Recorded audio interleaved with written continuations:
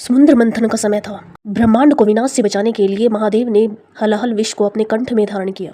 विष की भीषण ज्वाला से शिव का शरीर तपने लगा और पूरे ब्रह्मांड का तापमान बढ़ने लगा। देवताओं ने महादेव के ताप को शांत करने के लिए गंगाजल से उनका अभिषेक करना शुरू किया, लेकिन विष की जलन शांत नहीं हो रही थी। उसी समय पृथ्वी पर एक छोटे से गांव में दृष्टिहीन मीरा नाम की एक छोटी सी बच्ची रहती थी। उसके गांव में सूखा पड़ा हुआ था और पीने को एक बूंद तक नहीं थी।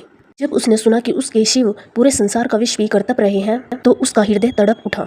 तो उसने सोचा कि देवगण तो महादेव को गंगाजल अर्पण कर ही रहे हैं, लेकिन मेरे पास तो शिव को देने के लिए जल का एक कण भी नहीं है।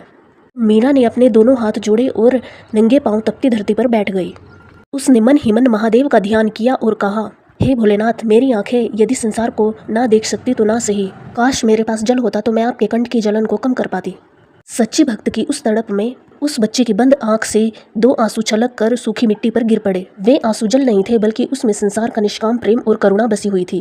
कहते हैं उस अबोध बालिका के आंसुओं की भाप बनकर आकाश में उड़ गई और काले बादलों में बदल गई। फिर कैलाश पर जो जल वर्षा के रूप में बरसा, वह साधारण जल नहीं था, बल्कि वह सावन की पहली फुहार थी।